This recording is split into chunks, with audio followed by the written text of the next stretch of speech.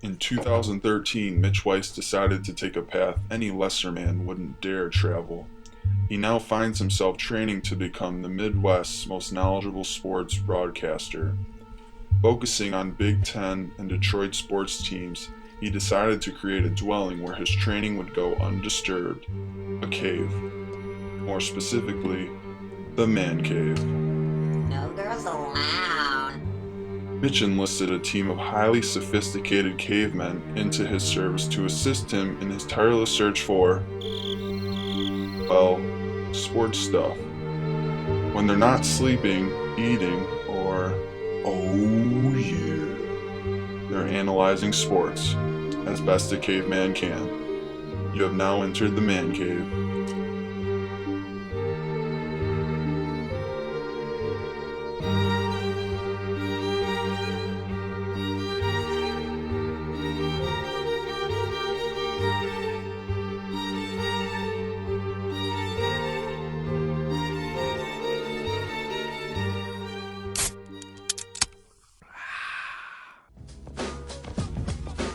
Milton Marcus Lafayette O'Quinn III glides in at 5'11 and 195 pounds of stunning caramel loveliness.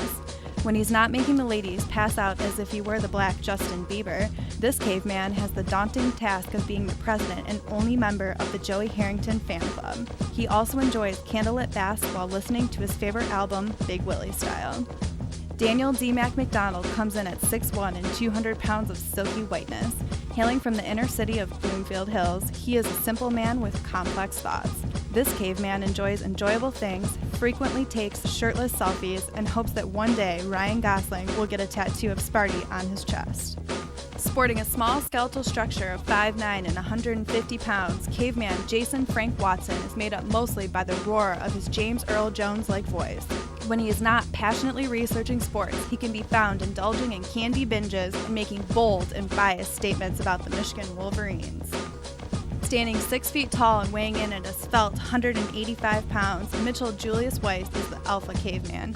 He prefers drumsticks, but still enjoys nice breasts. When he's not managing his multiple fantasy sports teams, he's most likely quoting the movie Top Gun. If you're ever looking for him, there's a good chance he's guzzling down a nice IPA at the local brewery or at the park with his dog Charlie.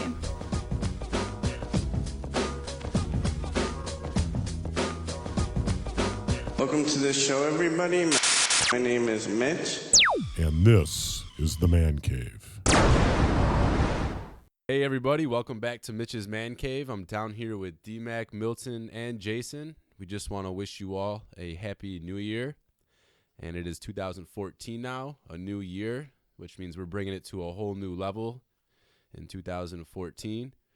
Do you guys have any New Year's resolutions that you'd like to share with the audience?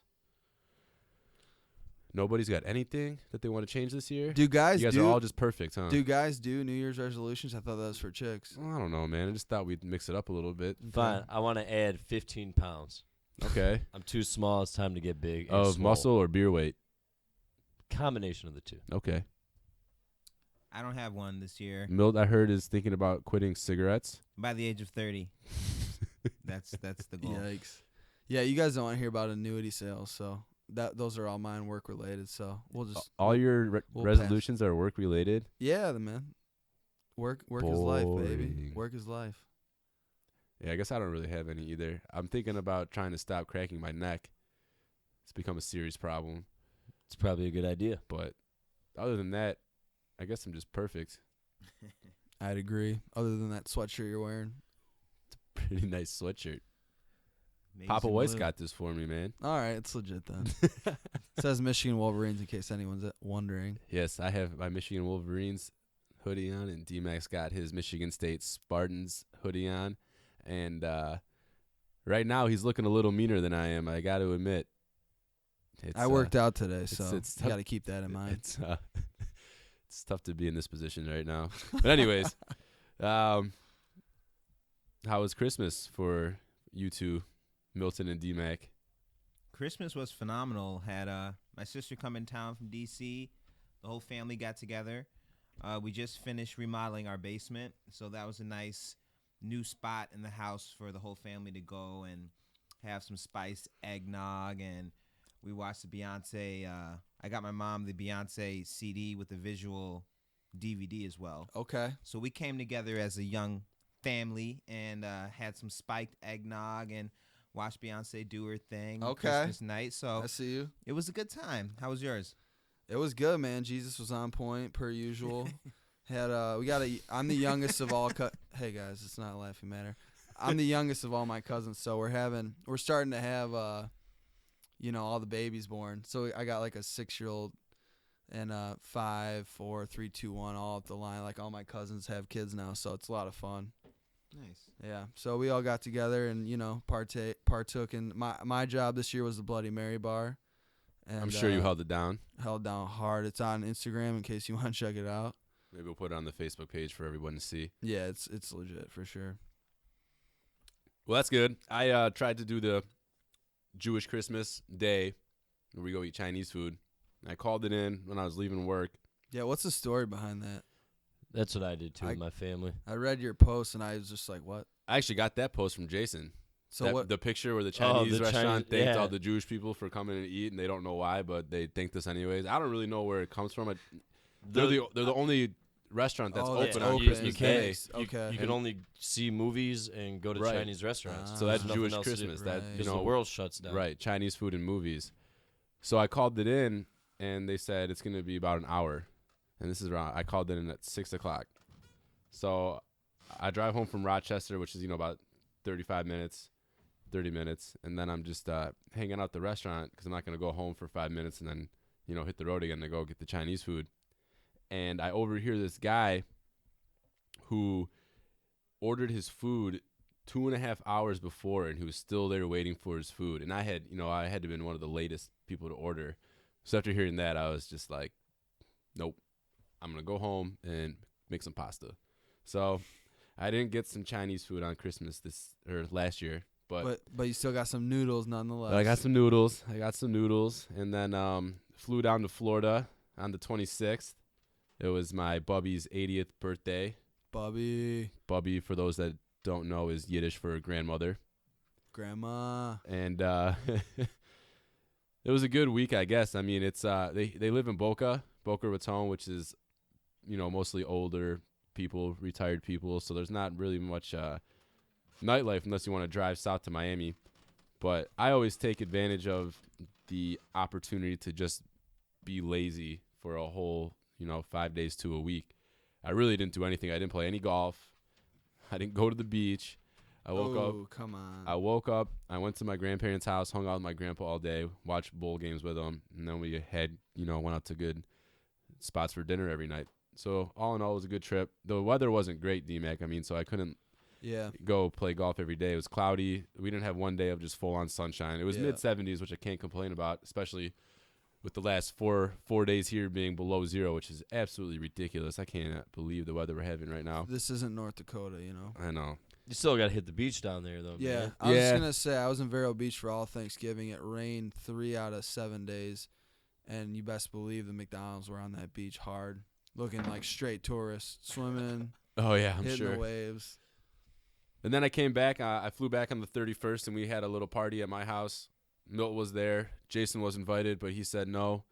And well, But I he mean, said no. my girlfriend roasted a whole chicken, put together a really nice dinner for all the ladies out there. You know how hard you work on that. So I thought I'd do my part and, Be a good boyfriend. Yeah, and enjoy Shit. that. So I Shit. appreciate the invite, but you don't have to be a hater. I think you had some ulterior motives going on for staying with your girlfriend. But Bounce, Yeah. wow, anyways, wow. I don't blame you for that.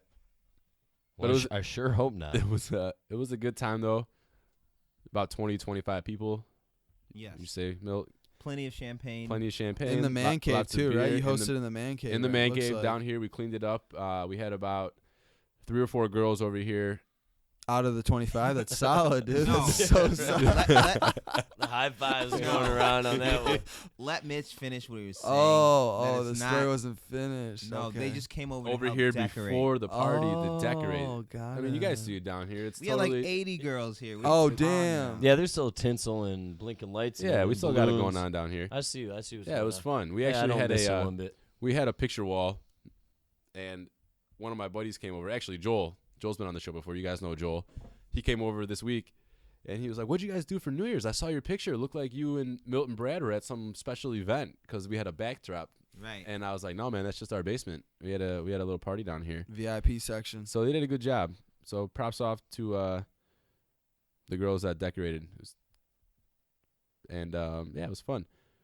And the best part about hosting the party is the next day, all the leftover beer. I mean, I had 2 cases outside, another tray full of all sorts of different beers, a couple of bottles left over, some champagne left over. Outside didn't burst. No, they didn't burst. Nice. And probably because you went to bed at like 4 and woke up at 7 because you couldn't sleep because you. yeah, Something like that. Yeah. And then the next day, we went out to the bar and watched football in the Winter Classic. But we'll get into that later. We're going to talk about some topics here. We're going to Sparty on Wayne. We're going to talk about Michigan State's Rose Bowl victory and also the BCS title, the last BCS national championship.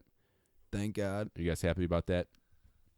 I am. Yeah, Well- I'm excited to see some playoffs. Well, think about what happened this year. I mean, as a Spartan fan, but I think as a fan overall of Alabama too, getting another shot. I mean, they lost to Oklahoma, Yeah. but having that playoff would have been huge. Yeah. That would have been fun to watch. Yeah, I agree. I think Florida State would have had a different outcome had they had to go through 2 out of those 4 teams. Yeah, it's a totally different mindset going into it. Yeah. And then we'll recap the college football season. We'll talk about Michigan's coaching change, the Lions' coaching change, the Winter Classic, and we'll touch briefly on some Tigers news. You can tell everybody. Yeah, you can tell everybody. Go ahead and tell everybody. I'm the man, I'm the man, I'm the man. This is going to make D-Mac really happy. It's his time to shine. We're going to talk about Michigan State's triumph in the Rose Bowl. It's their first Rose Bowl victory since 1988.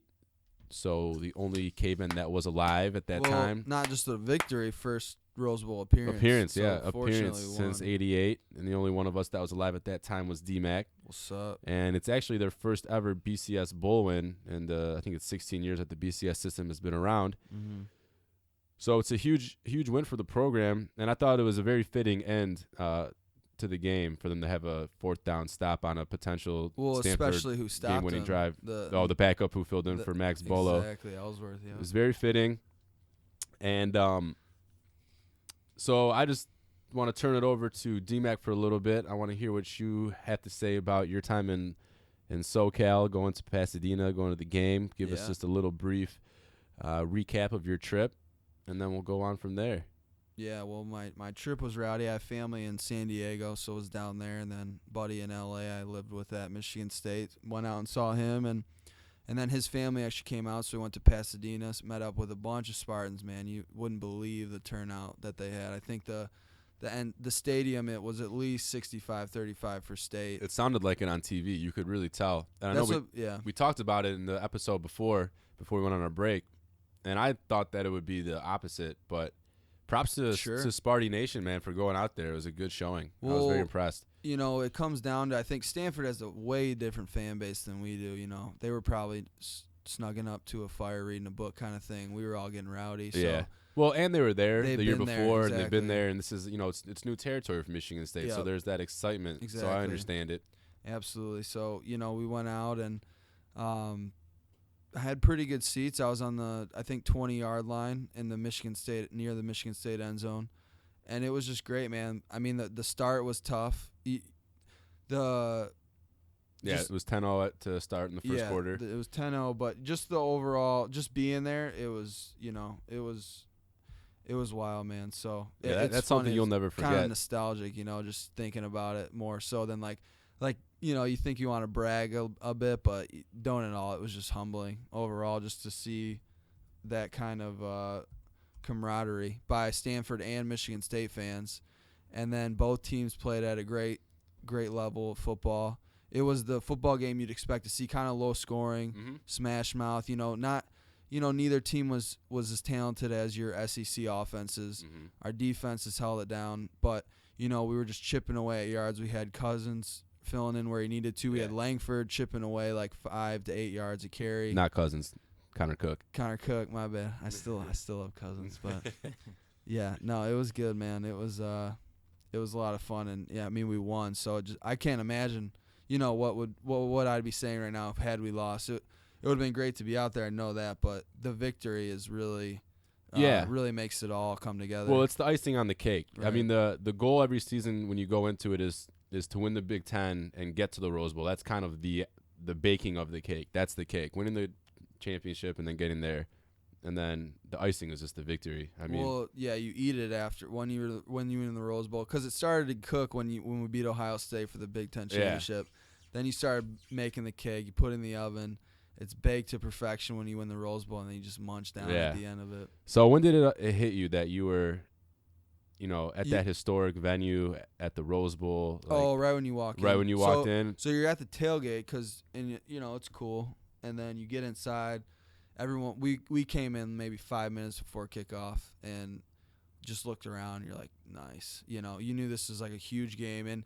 And honestly, I mean, you paid a premium to be out there, Oh, I'm sure. So, you got to fly out there. You got to put yourself up, whether it's in a hotel room or you're staying with a buddy. I mean, it's still expensive, rent a car. And then you get out there, and then, you got the tickets, 100% increase from the last year. Mm-hmm. So, an average ticket. What they said was $915. I don't know if I believe that. We got 4 for $400 each, and I know people paid more than that. And yeah, I mean, so that on top of what the event actually was, what it meant for state, and what it meant being an alumni from there. Yeah. It all just came. It all just culminated at that point. And you're just like, nice. Yeah. Well, I guess it depends on the age and the event, because I remember. Because, sometimes you go to a sporting event and it's a big one, it won't really hit you that you were there at this historic event until you're actually gone and, back home, or, even years later. I went to the 97 Michigan-Ohio State game. Actually, it was Michigan's last Rose Bowl victory when they won the national championship when, the famous image of Woodson. Yeah. I was at that game, but I was 9 years old, and so it really didn't hit me that I was actually there at that historic event until I was, 16, 17 years old. So I was just kind of wondering, when it hit you that was, where you were. But yeah, no, that's a good point. I mean, when you're 9, and you go on family vacations and your family's all, remember when we did this? You're like, not really. Mm-hmm. But, fortunately, I'm 27 and you're going to remember that for the rest of your life. I got a pretty good short-term, long-term memory going on. Oh, yeah. So this is going to do a lot for the program, the football program at Michigan State. It's a huge boost for the perception nationally and in state. I think it's going to do a lot for their recruiting. The whole rep for D'Antonio and Michigan State has been that they developed these less heralded recruits. And so I'm curious to see, now that they've kind of established themselves, this was kind of the victory that cemented that Michigan State is here and they're here to stay as long as D'Antonio's there. If they're going to try and get these higher recruits and go toe-to-toe with, the Michigan, Ohio State, and Penn States. And I'd be curious to see how the development would be for these higher-ranked guys. Because, I mean, if they can develop the higher-ranked guys in the same way that they do these lower-ranked guys, I mean, think about that program, that team, that possibility there. That'd be unbelievable. I mean, I think they're going to be seeing a lot of higher-ranked Yeah, I mean, you're already seeing now. it. And especially not only the boosts for recruits, but money. D'Antonio and Narduzzi are set to be paid third highest in the Big Ten or something, and that's only because Michigan's paying their coaches so much money just because it's Michigan. Yeah. But, I mean, Michigan State is the top premier football program. Yeah. Along with Ohio State right now in the Big Ten, if not the country. Absolutely. Because they will be, they're a top 5 team. Well, they've been knocking on Michigan's door for the top in-state team for the past few seasons, and I think that the Rose Bowl victory definitely solidifies that. I agree with you. For the time being, you never know what's going to happen down the road. But for right now, it's, definitely Michigan State is the top in-state program. But what's next now for Michigan State? Because it's a whole new mentality for them going into next season, because a lot of the emotion and physicalness that they played with came from that chip on their shoulder that, they weren't the talked about team. And now that they are the team and they're successful, will they still be able to carry that chip on their shoulder? That's going to be a huge point that I think Mark D'Antonio is going to have to nail down to his team and say, hey, listen, guys, we're going to have the target on our back now. It's a totally different mindset. And it's the first time that they've really had that target on their back in a long time. I mean, in our lifetime, I've never seen it like this. So yeah, I think they'll immediately be getting tested by the media. They have two returning. We have Cook and Langford, who are sophomores. They're returning, and then we have our senior studs that are going pro or just done with football. And so they're going to immediately be bashing on the defense. Luckily, we have Narduzzi and D'Antonio are both defensive guys. And there's depth there. Right. There's definitely depth there. I mean, they got people, and they rotate a lot of players. And I was looking at an article the other day. It was actually either the day or 2 days after the Rose Bowl victory, and they're talking about next season already and, like, the pieces that are going to be replacing the Max Bullos and Denards. And they've got, guys who got a lot of run this past season who are just going to step into that starting role, and I don't really see them. I mean, it's going to be a step back. They're not going to be as good as this year. This was kind of a generational team to me. That's what I like. This Rose Bowl team, I mean, when you're replacing 6 senior starters, one's an All-American, the other's a Jim Thorpe winner, also an All-American. I mean, that's a lot to replace. Right. We haven't had that in a while. Right. But they rotated a lot of right. I mean, the guys got even just linemen. They had a lot of rotation there. And I don't think it's going to affect them too much.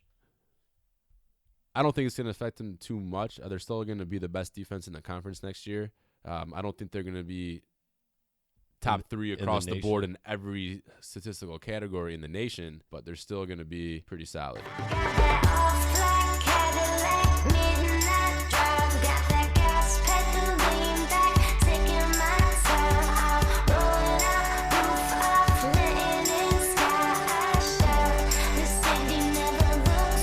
But let's move on to the national championship game.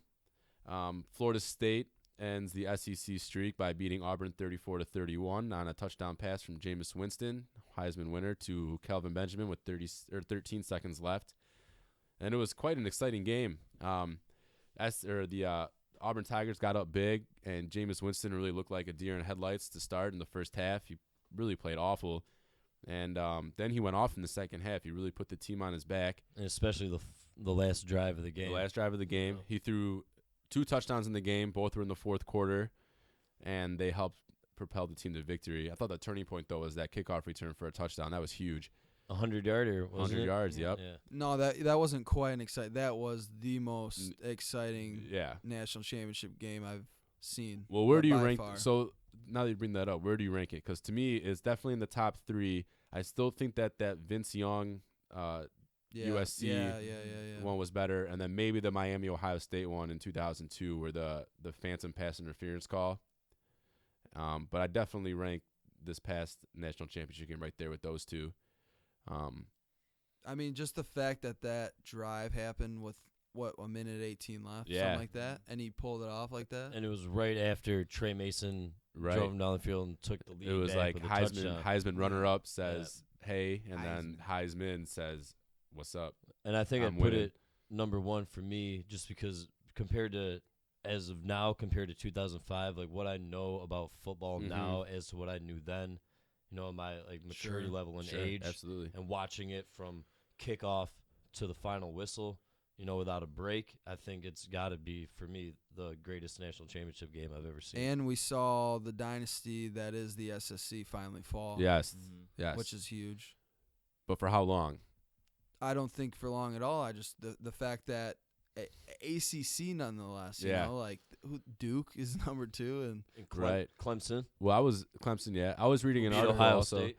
And Duke almost beat Texas A&M until Manziel decided to show up. Listen to this stat that I found the other day. Since 1997, when Michigan won, there's only been 2 teams above the Mason-Dixon line that have won a national championship. Michigan in 97, Ohio State in 02. Every other national champion since then has been below the Mason-Dixon line, which is crazy. But so we talked about it a little bit before. The 4-team playoff is going to come into play next year, but I want to kind of go back to this past bowl season and talk about who you guys think would have been your 4 before the bowl games were played, and then redo the 4 after you saw all the bowls played. For me, I would have had Florida State, Michigan State, Auburn, and Alabama. That would have been my 4 before the bowls. after the Bulls, I'd have Florida State, Michigan State, and Auburn still, but I would have Missouri in there over Alabama. I would go Alabama, Florida State, Auburn, and Michigan State. That before for sure, and after I would leave out Auburn. I would put Alabama. You can't leave out Auburn. They won the SEC. Yeah, I don't know if I was that impressed. I think I might need more time to think about that one right there, to think about it after. Okay. But I mean, Michigan State, absolutely. Alabama, I think I don't know if it would really change too much. Now that I think about it from before and after. Yeah, I'm impressed with the way they all played, and I'd keep mine the exact same as what it is. I wouldn't change anything. The top 4. Yeah, top 4. You know who mine? It would be Florida State, Auburn, Michigan State, and I'm putting UCF in there, man. Really? That was impressive. This is after the bowl game? After the What bowl about before game. the bowl games? Oh, after I totally agree. No, before. Sorry, yeah, before I totally agree that Alabama would have replaced them, but Yeah. after seeing them just, poop the bed like Yeah. they did against Oklahoma, Oklahoma would probably be number 6 behind Missouri for me, which they are, but I mean South Carolina was impressive. South Carolina is another one that I considered. But UCF deserves that because that was impressive. That was awesome. I mean, I'm a fan of Clemson too. Clemson Now that looked I'm good, thinking about but they were Clemson ranked being- 12, so they wouldn't have, or 7 maybe. One of them was 7, one of them was 12 between them and Ohio State, but they wouldn't have been high enough. What would have been? No, not to make it to the playoff, but Yeah. the way they played impressed me enough. They look good. Taj Boyd I looked think, good, and Sammy you know, Watkins is a beast. I would love to see him opposite Calvin Johnson in a Lions uniform. I'm just waiting for him to go pro so I can He's draft pro. him in our fantasy He's football pro. league. He announced he's Well, pro. Here we go, rookie draft. Him and Trey Mason.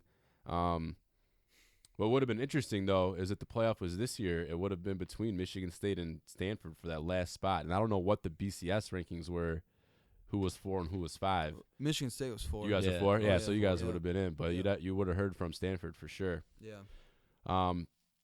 So let's just recap the season. I thought it was more of a down year, I'd say, as far as like having a top level dominant team, but that's great to me because the parity. I love seeing the parity where you have just a bunch of teams that are all on the same level. You don't think Florida State was that top dominant team though? Are we comparing it to like they had one of the most dominant seasons in college football history, probably the most dominant seasons, but I think if you read between the lines, I hate to bash conferences because the Big Ten is so bad, but the ACC is probably just one step ahead of the Big Ten. Sure. But they did dominate. I mean but they just didn't seem like the kind of imposing team that you've seen from Alabama or the Cam Newton Auburn team. I mean, Auburn had them up against the ropes. It took Yeah. a heroic effort for Florida State to pull Right. that game out. So I mean, they were a minute and 18 seconds away from losing the national championship. I thought it was a great season overall, though. Heisman race was close. Johnny Manziel is awesome. I love watching him play.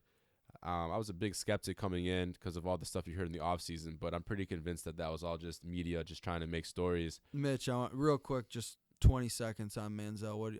Where do you see him after he declared for going to the NFL? I think he's going to be one of the top 2 quarterbacks taken between him and Bridgewater from Louisville. But I would take Johnny Manziel. The guy has just got it. He wins. He's a great leader, which I didn't expect. But watching his bowl game, and they were down 38-17 at halftime, and they flashed the camera to him, and he's on the sideline just willing his guys to get back in the game, telling them that they're not out of it, they can still win. And he really did just will his team to victory. And to me, if I'm an NFL GM, that's what I'm looking for in my quarterback, just a guy that wants to win and will do whatever it takes. Do you see him with the Rams or the Texans, or where do you see him? I don't see him with the Texans. I think that Bill O'Brien is looking more for a pro-style quarterback, so I could see them taking Bridgewater. Jaguars, But Raiders, Jaguars, those are the available. Browns. The other thing you got to think about is Manziel's going to bring a lot of media hype and fan base hype to your franchise. So if you're a Cleveland Browns or a Jacksonville Jaguars, like that's a RG3 kind of. exactly. Yeah. But he's the best college football player I've seen since Charles Woodson, and he's probably the best offensive football player, regardless of league, I've seen since Barry Sanders. I mean, that play, did you guys watch his bowl game or see the highlights of it? Yeah. That's unreal. when he hurdled the guy inside of the pocket, rolled out to his left, and then threw a touchdown pass. That was probably the best play I've ever seen in my life. Yeah, but I just don't think that's flying in the NFL. When you like the rushing quarterbacks you see today and guys who make plays out of the pocket are normally a little bit bigger than like a guy Johnny Manziel's size. The only person I could compare him to is Doug Flutie, who made plays outside of the pocket like that. I think he's got like 5 inches on Doug Flutie, though. Yeah, but I just don't.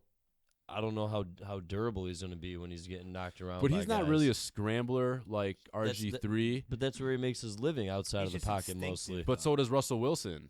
That's true. And Russell Wilson hardly ever scrambles. I mean, he probably ended the year with like 300 or 400 yards rushing, but he's not tucking the ball down looking to run. He's getting outside the pocket off a looking broken to play. pass. That's a good So comparison. you're saying he's got a shot? I definitely see him as an NFL player for sure. And another thing about this season, we saw another freshman Heisman winner back-to-back with Jameis Winston being the second in a row following Johnny Manziel. And prior to that, no freshman had ever won. And just quickly, I want to do some way too early picks for the Heisman Big Ten and National Champ for next year from each of us. I've got Marcus Mariota dethroning Jameis Winston next season. He's the quarterback for Oregon.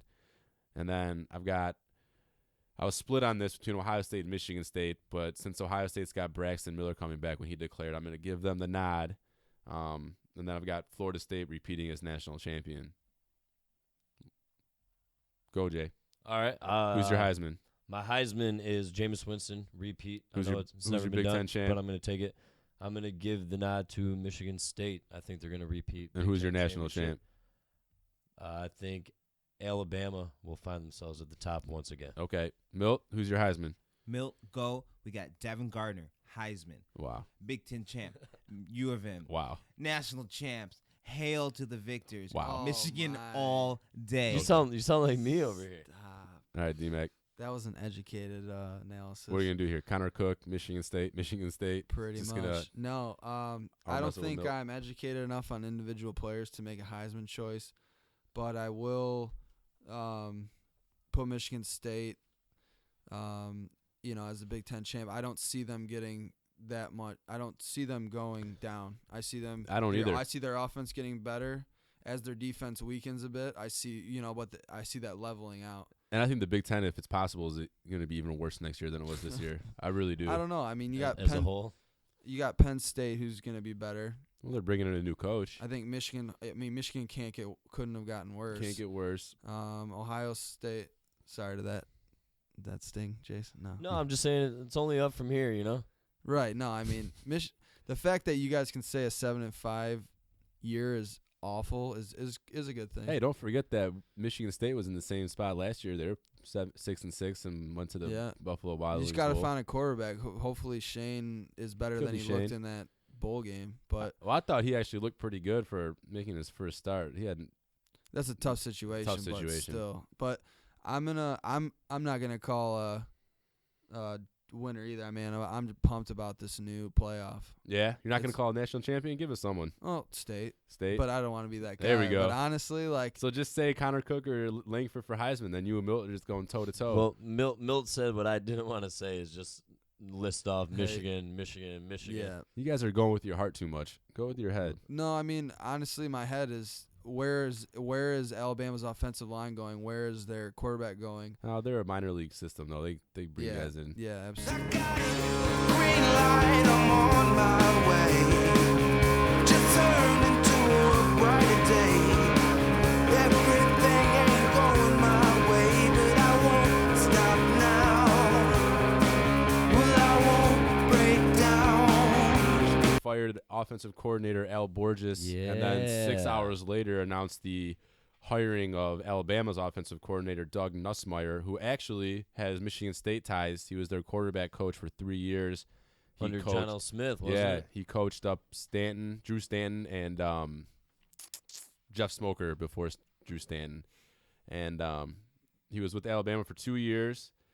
And his first season, 2012, when they won the national championship, they were the #1 offense as far as total yards per game, which is where Al Borges really struggled.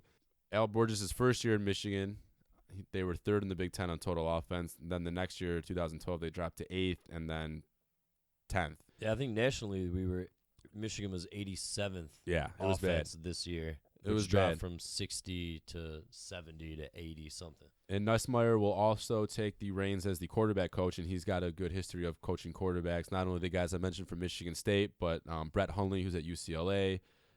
He worked in the NFL for a while. He coached Mark Bolger, who was a 6th-round pick, into a Pro Bowl quarterback. And he's also going to be making a reported $1.1 million a year, which it would make him the 3rd highest paid coordinator in the country.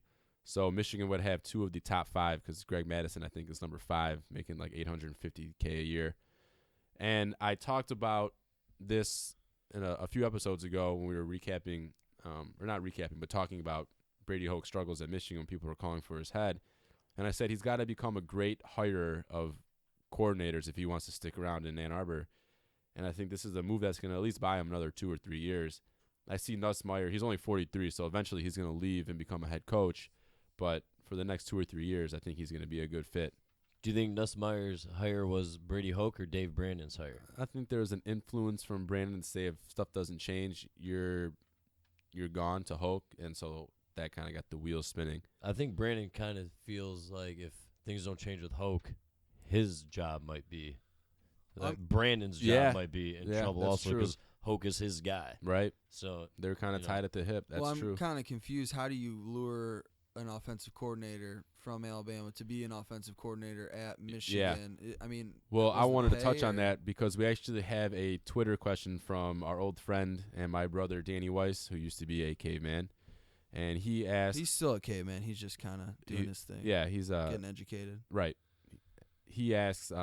He says on Twitter, "This might be the obvious question, but why would Nussmeier leave Alabama to become Michigan's offensive coordinator?" And there's 2 reasons that I can think of. One is money. We're paying him $300,000 to $400,000 more per year.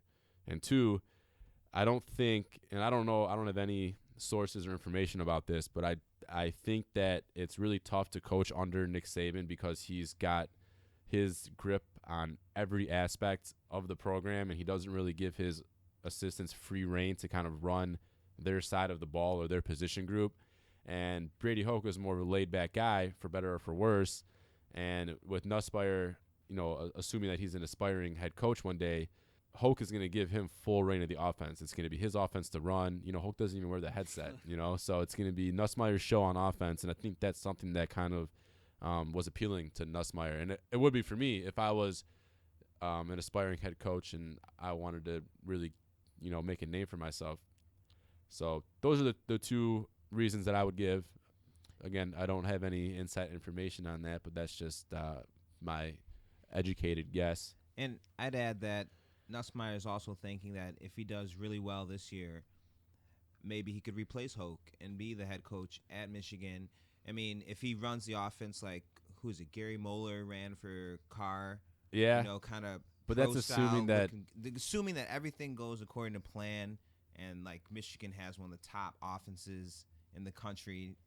Next year, like at least go 9-3. Yeah, but the thing is, if Michigan has one of the best offenses in the country and they win more games, why would Brady Hoke be gone? It's not going to work like that. Because he made that happen, regardless of if. But he's not making the calls. He's just sitting there. Well, you still rah. You got to put a team. All the head coach's job is together is put a team together. Regardless of how that happens, that's his job. If he's going to get the credit for it, if Michigan goes 9-3 or whatever, 10-2, it's going to be Brady Hoke's record. So they better with their schedule next year. Yeah. That's all I'm saying.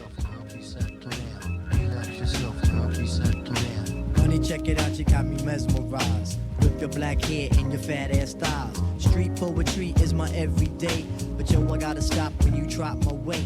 If I was working at the club. But speaking on the topic of coaching changes, there's another one here. It's a little bit bigger. It's the head coach of the Detroit Lions is vacant. Jim Schwartz has been fired. Is that right? Yeah, I want to hear from Milton on this. He spent 5 seasons in Detroit, went 29-51, 1 playoff appearance, but he was never able to get the team over the hump. We've acquired a lot of talent, and the team is ready to win now, but he was just never able to get the team past the 1 playoff appearance. So the question now is, who's the next coach? There's been some interviews. We've interviewed Mike Munchak, who used to coach for the Tennessee Titans. We interviewed Jim Caldwell, who right now is the offensive coordinator for the Ravens, but he was the head coach for the Colts, Indianapolis Colts, with Peyton Manning after Dungy. Wisenhunt, we met with him today. And Wisenhunt we met with today, and Wisenhunt is my pick. I really want Ken Wisenhunt. He's a quarterback guru, which is what we need. The franchise is only going to go as far as Matthew Stafford's going to take us, so we need a guy who's going to coach up the quarterback. But you know what worries me about that is that Stafford was saying how he's not a fan of using quarterback gurus. You know, that was he was saying that as far as like a private guy, like going out to the West Coast and using one of those California quarterback coaches, not an actual I got offensive coordinator that's quarterback driven. They invited Stafford to the interview with Caldwell. I heard that, and I don't think that's which good. Which is a little odd. But did you hear what Caldwell did? He went over every snap, right? Snap that Stafford took. Yeah. And my only thing, I'm with you on the Wisenhunt. I think that's what the Fords want. That's what everybody wants. For sure. Is that Wisenhunt's going to be the head coach of the Lions. But Caldwell, if you look at the Ravens, took Flacco to the Super Bowl. Yeah. If you look at the Colts, took Peyton Manning to the Super Bowl, even though Manning really doesn't need help, and it was Dungy's team. He's been there. He's done it. Well, Wisenhunt has too. Wisenhunt took Ben Roethlisberger when he was the Steelers offensive coordinator and won the Super Bowl, and then he took Arizona to the Super Bowl and lost to Pittsburgh. I just think he's a better fit. I like his mentality a little bit more than Caldwell. But the playoffs have started, so we're going to give you our man cave projections for the Super Bowl, even though there's already been one round of the playoffs. My pick, I've got the San Francisco 49ers beating the Denver Broncos. I went with my head. My heart wants to say the New England Patriots are winning it all because that's my team, but I'm going San Fran over Denver. I'm going to go with... The Detroit Lions aren't in the playoffs, Milt, just so you know. You can't pick them to win. You sure? I'm sure. All right. I'm going to go with Russell Hustle Wilson and the Seahawks versus your beloved Tom Brady and the Patriots. I think the Patriots are going to have a miracle run, and I just think the Seahawks are going to do what they're expected to do and hold it down. All right. I'm going to get really bold because there's no time with the present to be bold. Chargers upset the Broncos this week. Chargers go to the playoff or the Super Bowl. Chargers over the Saints, 34-21, even throwing out a score. You're taking Phillip Rivers. You know that getup he has. What's that tie that he wears? The bolo tie. Bolo. He looks like Woody from Toy Story. It's horrible. But I think I might be the only person in the world picking the Chargers to win it. If you're that confident, you should put some money down, dude. Can I win some easy money real quick? Look up the Vegas odds. Let's see. Sounds awful. Well, we can talk about a bet if they make it to the Super Bowl. Oh, speaking of bets, I forgot to touch on this when we were talking about the national championship. Yeah. D-Mac and Jason. I'm not even mad, but they wagered on the game. I think D-Mac gave Jason Florida State in 6 points. Yeah, and Florida State obviously covered. Which looked good for a while. It did look good for a while. Yeah, I was biting my nails. I'll tell you that. I was much. just laughing. I was like, yes, this is exactly what I thought it would be. So the terms of the bet was it's a shot and a beer, and then you have to take a beer, D-Mac, to a girl of Jason's choice at the bar and serve her a beer from Jason. But that's not that fun because Jason has a girlfriend. No, it's a couple. No, it's you're serving it for you. Now I am, but I'm picking who it is. But if you would have lost, it would have been you serving it for me. So yeah, but it's either way, it was a win-win for me. But I just have to shell out the cash, which whatever. So it's a win-win for me. There you go. Yeah, well, no, I guess it's just a win. There's no secondary. We both win. Yeah. It's a good bet. Just You just threw out a couple K to go to Pasadena. Yeah. I'm sure you can spare a little. So you can buy me 2 beers and a shot, man. Yeah, you deserve it. So we're all good. I mean, you threw out the bet. I figured I gotta eat up on this Florida State. I was feeling plus it. 6. And I did the same thing. I went into a bet with my roommate and I lost. I did the same thing D-Mac did. But we touched on why I'm not upset because that was one of the most, if not the most amazing comebacks ever. It was just awesome. That last minute was awesome game. It was a great bowl season. All the games were great, and that's why I'm picking Jameis Winston for the Heisman next year because seeing what he did, I can see him doing it again. The guy just got me a couple drinks for free. Baby, be the class clown. I'll be the beauty queen in tears. It's a new art form showing people how little we care. Another great game and event took place while we were on our break. The Winter Classic was held at the Big House, and It was a great game. The Toronto Maple Leafs beat the Red Wings in an shootout. But regardless, it was a great game. It was snowy. The rink was full of snow. It was really cool to see.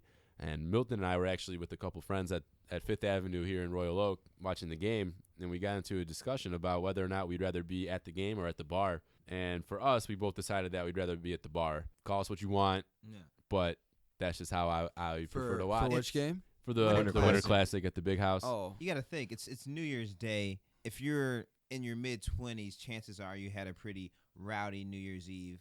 So the last thing you want to be doing is sitting in a freezing cold stadium, hungover, watching the hockey game. I don't go to games. I went to the Rose Bowl because there's a Rose Bowl and my squad was there. Other than that, I went to 2 Michigan State basketball games when I was there and 1 Michigan State football game. It's just the bar is the way to go. The bars, the TVs are so nice now that you actually get a better view from the TV than you do at the game. And you guys aren't alone because I was working at the Brown Jug in Ann Arbor for that game. Yeah, was it packed? And by the first intermission, probably 30 to 40 people came back from the Big House and said we don't want to be out in that cold anymore. Yeah, so man. There's a lot of people who feel the same way. Right. But for me, I was more excited to watch the alumni game. Oh, those were cool. Because seeing Mickey Redmond throw a pass to Sergei Fedorov and have Fedorov score a goal, even though it doesn't mean anything really, it was really cool. It was still something unbelievable, and I paid more attention to that than I did the actual Winter Classic, even though that holds more in terms of real life right now. Okay. And just quickly to touch on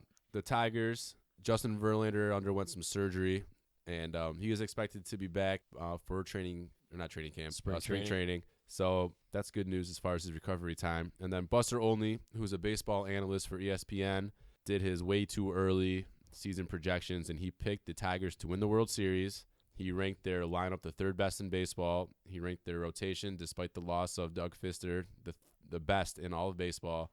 And our defense, which was near the bottom or at the bottom last year, got honorable mention. Didn't make his top 10, but it was honorable mention. So that's good. He knows what he's talking about. A lot of people, he does know what he's talking about, and a lot of people did not like the Fielder for Kinsler move or the Fister for prospect move. But to the baseball guys, I guess they were good. So that's good news. We have Iglesias. I thought I saw something today that said we signed him to a 1-year contract. Yeah, just to avoid arbitration. He'll still be under our control for a few more years. I was like, man, that was a lot to throw away, just on 1 year. But I'm glad to see I wasn't out of my mind. Well, that's going to do it for this episode of Mitch's Man Cave. Happy New Year again, and I hope 2014 is a great one for all of you. Thanks for listening, and you may now exit the Man Cave.